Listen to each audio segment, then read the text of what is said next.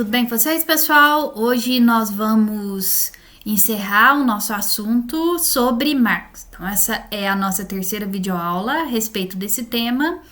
E nós vamos aí discutir algumas questões que não foram faladas na nossa segunda aula. Na nossa aula que é o Marx parte 2, ok? Sobre o Marx, nós já vimos aí alguns conceitos importantes e na aula passada a gente falou um pouco sobre a questão da luta de classes. Nós vimos que para o Marx existem duas classes antagônicas, que são ela burguesia e proletariado, e é essa luta, é esse antagonismo aí entre essas duas classes que Marx considera como sendo o motor da história. Tá? A luta de classes, então, que é fundamental para esse processo. Lembrando que a burguesia é a classe que detém os meios de produção e o proletariado é a classe que vende a sua força de trabalho. E essas classes têm interesses opostos. Nós falamos também sobre o conceito de mais-valia. A mais-valia, que é o resultado da exploração do burguês da mão de obra do proletário. É a diferença que existe entre aquilo que eu produzo e aquilo que eu recebo. Então, de acordo com Marx, nós produzimos muito mais do que pelo que nós recebemos. E é o resultado dessa conta que ele chama de lucro, ou de mais-valia, ou de exploração. E, por fim, a última questão que nós vimos foi a questão da alienação e das ideologias. Lembrando que a ideologia ela é uma forma de mascarar a realidade para impedir que as pessoas vejam as coisas como elas são. E o produto da ideologia é a alienação. É justamente essa incapacidade de entender o que está acontecendo, de enxergar ali as coisas de fato como elas são. Tanto a ideologia quanto a alienação, elas são fundamentais no processo de construção do capitalismo, da sua consolidação e da sua manutenção, porque é a forma que a burguesia encontra de manter o proletariado naquela vida que ele leva. Sem que ele questione os privilégios da burguesia, sem que ele tente mudar a realidade na qual ele está inserido. Então, basicamente, a gente viu a relação com o materialismo histórico dialético, que é um método que o Marx utiliza aí para entender todo esse processo de transição de um ponto A para um ponto B na história, promovido, óbvio, que essa transição por meio da luta de classes. Tudo bem? Pessoal, a nossa aula de hoje vai ser dedicada também a alguns tópicos que são importantes. Dentre eles, o que a gente vai falar agora, que é a relação entre infraestrutura e superestrutura, ok?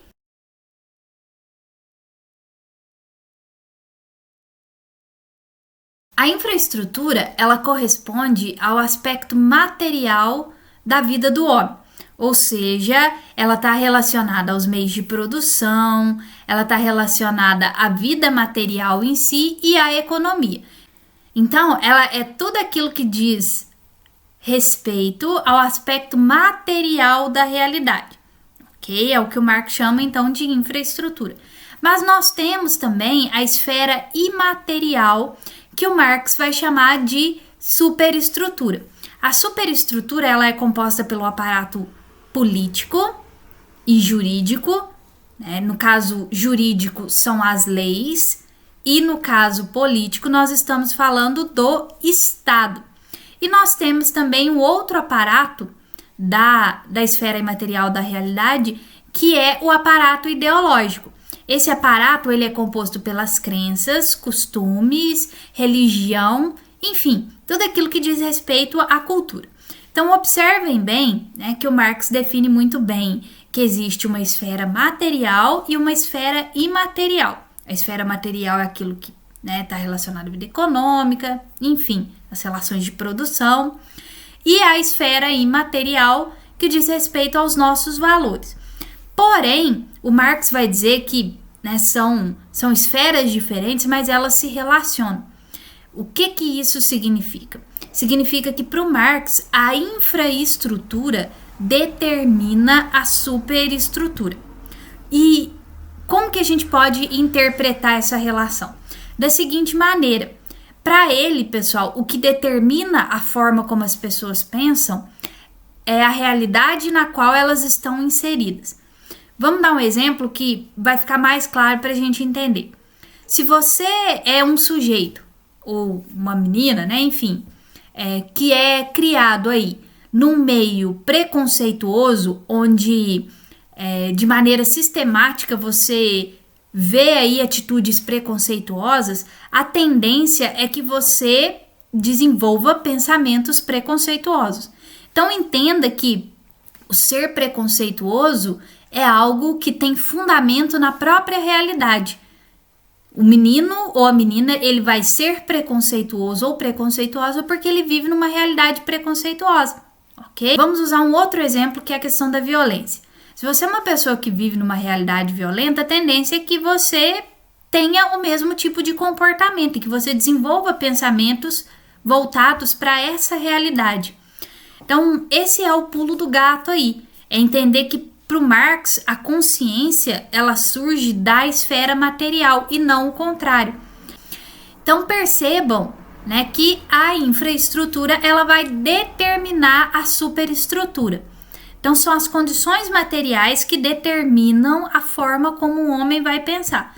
Por isso que muitas vezes cria-se a consciência de que o Marx é um determinista, um fatalista. Ou seja, não existe uma forma de pensar de maneira diferente se você está inserido numa realidade que é desigual, né? E aí entra um outro exemplo que eu acho interessante. O indivíduo que vive numa sociedade...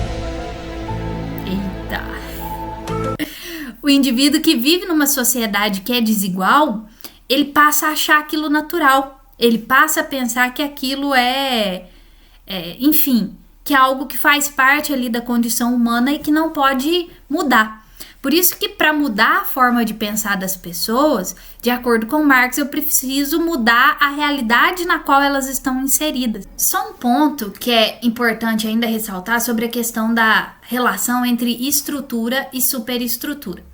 Essa relação entre a esfera material e imaterial da sociedade, ela é fundamental para a manutenção do status da burguesia e da sua condição de classe privilegiada. Por quê? Porque quem domina economicamente a estrutura, né, ou a infraestrutura, vai determinar quais são os valores que vão ser disseminados na superestrutura, ok? Um exemplo, se é a burguesia que domina economicamente a esfera material, é ela que detém esse poder econômico, os valores que vão ser disseminados são os valores que atendem à necessidade da burguesia. Um exemplo bom para a gente tentar entender, ou alguns exemplos, é que a escola boa é a escola que o filho do burguês frequenta, a roupa boa é a roupa que o burguês tem condição de comprar, a música boa é a música que o burguês escuta, o carro bom é o carro que o burguês usa. Então deu para entender? Essa relação ela é fundamental para essa manutenção da exploração da burguesia da mão de obra proletariada. Tudo bem?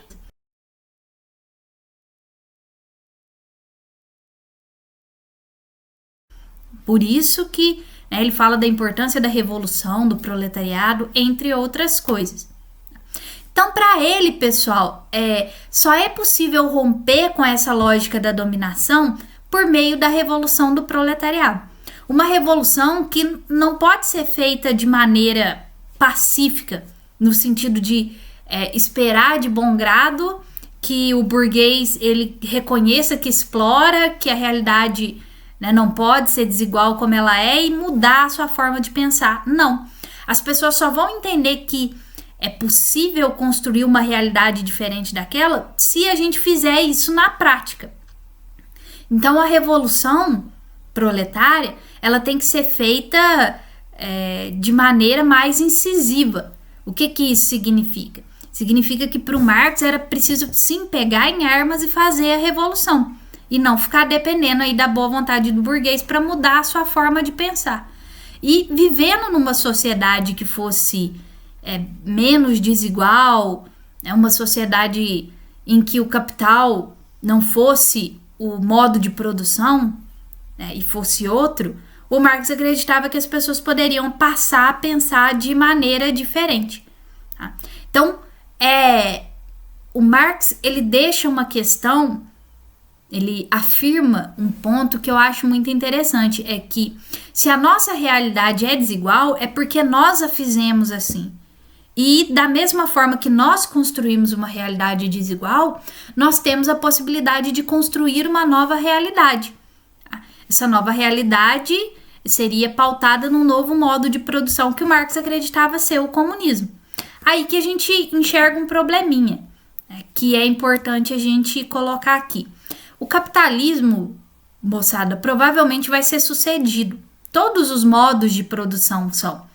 E é interessante que nesse tempo de pandemia que a gente vive, que é quando eu tô gravando esse vídeo agora, né, na verdade, é que a gente percebe o quanto o capital é frágil, né? Você imagina um país de dimensões continentais, que é o caso do Brasil, né, que é forte na agricultura, na pecuária, enfim, com um mês corre o risco de quebrar se todo mundo ficar parado.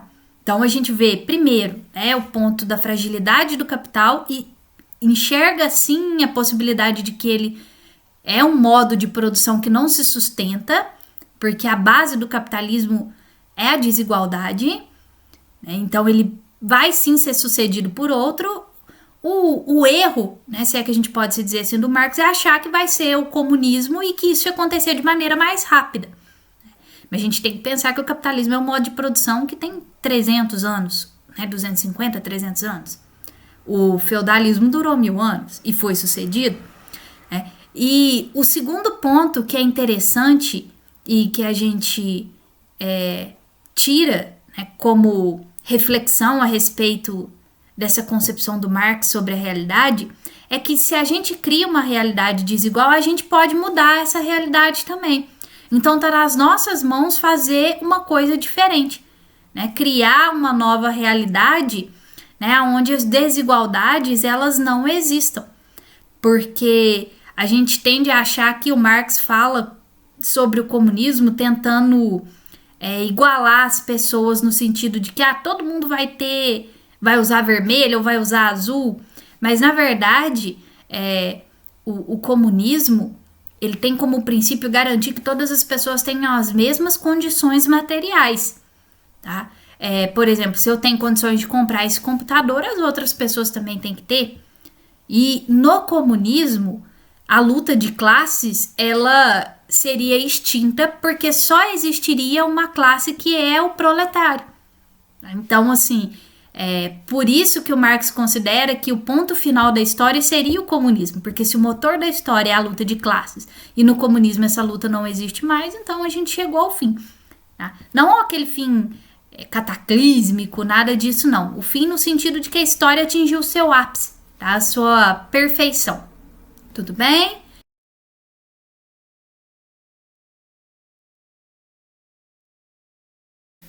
Dando continuidade às nossas reflexões aí a respeito do pensamento de Marx, é interessante a gente perceber que ele faz uma análise da economia capitalista pautada na ideia também de mercadoria.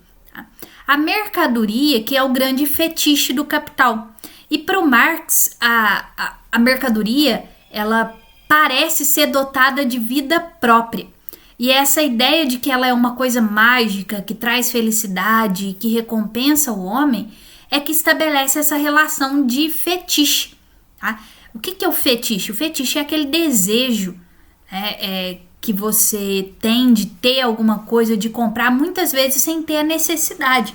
E aí o capital, ele tem essa capacidade, né, de gerar necessidade. Eu não tenho, por exemplo, necessidade de ter um computador novo, mas a propaganda ela é feita e eu fico interessada naquilo.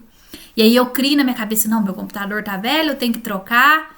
Então, é interessante essa capacidade que o capital tem de gerar na gente uma necessidade que ela não existe, por meio de N métodos, né? Entre eles a propaganda e outras questões aí, tudo bem? Além disso, o Marx vai dizer o quê? Que a mercadoria ela é provida de uma importância que extrapola a sua utilidade material. E aí que ele vai falar o quê? De valor de troca e valor de uso. O valor de troca de uma mercadoria está muito associado à questão simbólica que envolve aquela mercadoria.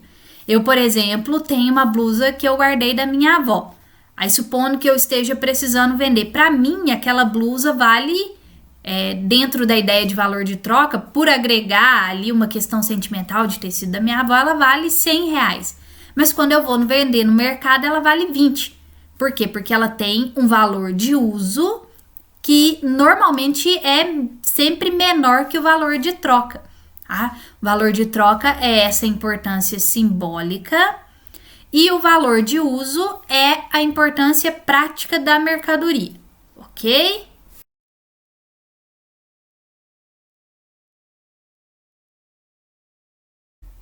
Moçada, é interessante a gente falar um pouquinho também sobre o marxismo pós-Marx. O marxismo, ele ainda tem uma grande importância nas ciências humanas e nas ciências sociais. Isso se deve muito às contribuições do Marx, né? Para essas áreas de estudo, os conceitos, a forma como Marx analisou o capital, o método. E é óbvio que, por ser muito falado e muito conhecido, o Marx ele vai passar por inúmeras revisões, releituras e críticas. Então, é uma obra muito aberta ainda e que precisa ser estudada. E nós temos aí no cenário mundial alguns marxistas, que a gente chama de neomarxistas importantes, que são eles o italiano Antonio Gramsci, o Lukács, tá? Althusser, Hobsbawm, os teóricos da escola de Frankfurt, que nós ainda vamos falar sobre eles, o Noam Chomsky e o Thomas Piketty, que são nomes aí importantes no cenário e que têm uma influência da obra do Marx. No Brasil, a gente tem o Florestan Fernandes, Francisco de Oliveira, Rui Braga e o Gessé de Souza. Existem outros, mas esses são os que a gente ouve falar com uma frequência maior. Ainda um pouquinho a respeito da questão do Marx, pós-Marx, né, os estudos que foram feitos aí posteriormente, existe uma ideia geral, principalmente aqui no Brasil, de que nas escolas só se estuda Marx, só se fala de Marx, o famoso marxismo cultural, que as pessoas acreditam aí que exista, principalmente nas aulas de filosofia e sociologia. A gente fala de Marx? Fala. Com uma frequência maior? Sim. Por quê? Porque o Marx tem uma contribuição muito importante para ciências sociais, para economia, para política, para sociologia, para filosofia, de maneira geral. Porém, eu já ressaltei isso no vídeo, na nossa primeira videoaula, que da mesma forma como a gente fala de Marx, a gente fala de Adam Smith, de Maquiavel, de John Locke, e outros autores que têm posturas diferentes. Então, assim, acho sempre importante colocar essa questão para reforçar isso. A gente vai falar assim, Grazi, mas lá do Hobbes tem uma aula só, do Marx tem 3. Tem muito a ver com a extensão da obra do Marx. Não que os outros autores também não tenham feito muita coisa, mas o Marx, ele tem muitos conceitos e ele vai servir como base para a gente estudar outros autores aí, ok? Então, acho importante a gente colocar essa questão, beleza? Meninos, é isso. Qualquer dúvida, é só entrar em contato que a gente resolve. Beleza, moçada? Até a nossa próxima videoaula.